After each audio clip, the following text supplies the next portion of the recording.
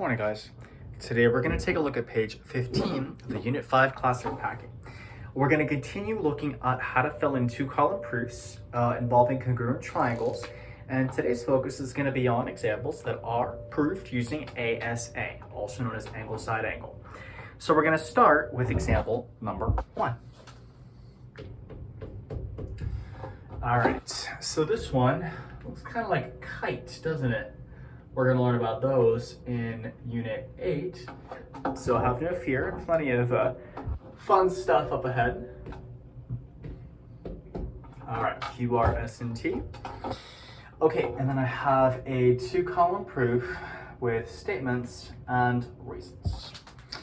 Alright, first things first, let's make sure that we take the information that they give us in the givens and place it in the diagram. So they tell me that SQ bisects RQT and RST. Okay, so that's kind of hard to put in a diagram, isn't it? Because I have to think about what bisect means. So let's hold off on that for one moment, okay? But because I do have a given, I can fill in that first step, right? So my first reason is given. Now let's consider what that step actually means. What does it mean for something to bisect angle RQT and angle RST? Well, what does an angle bisector do to an angle? An angle bisector splits it in half.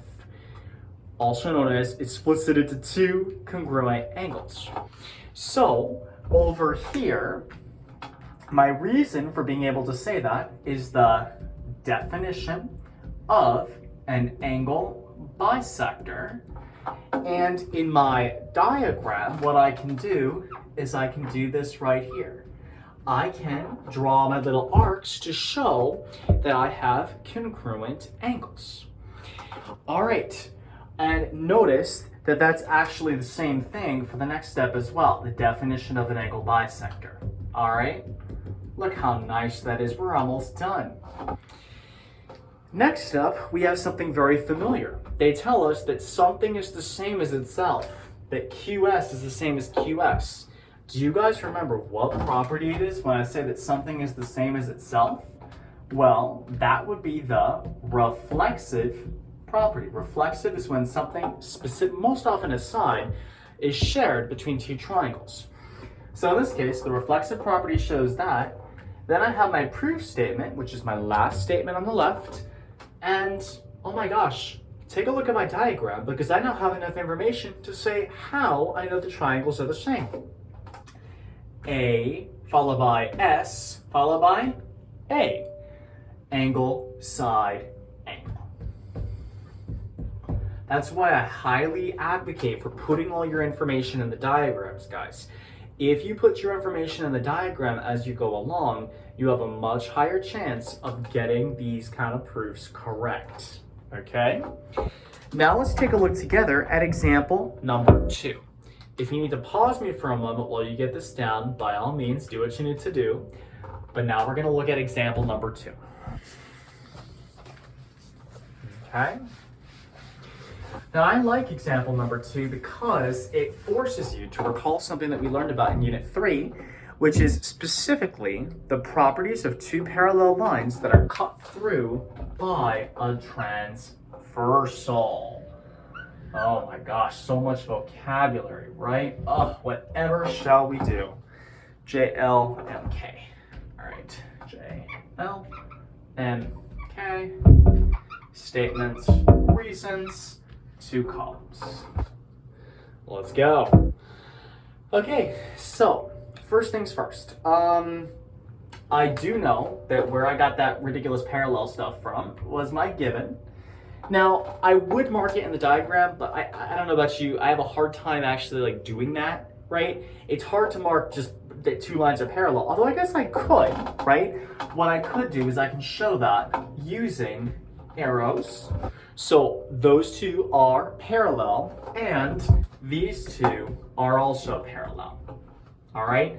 Notice I did not use tick marks, and there's a reason for that. I did not use tick marks because I do not know, well, in Unit 8 I will know, but they didn't explicitly tell me they are congruent, right? Those of you guys who know properties of a parallelogram will be like, oh yes, but they are congruent. And you'd be right, but technically, just ignore what I just said, okay? Basically, better to use the arrows instead of the congruent symbols. All right, okay, now, how do I know this? They tell me that angle JKL, so this one right here, is the same as this one. Guys, guess how I know that? I know that by alternate interior angles. Alternate interior angles. If you don't believe me, extend these two parallel lines and extend this transversal. Those are alternate interior angles. The same, believe it or not, actually applies for JLK, which I'm going to use 2 tick marks for, and angle MKL. So look at that, okay? And last but not least, I have in my fourth statement, so over here I have alternate interior again. For my fourth statement, they tell me that something is the same as itself. Guys, if it's the same as itself, it's reflexive, right? Reflexive property. And then I put a tick mark there. Not an arc mark this time because it's not an angle, just a tick mark. And last but not least, now I have enough information to prove them congruent by, let's read the diagram. I have an angle followed by a side followed by an angle. Or I could read it backwards. Angle followed by a side followed by an angle. So my answer here for the last reason would be angle side angle proves the two congruent.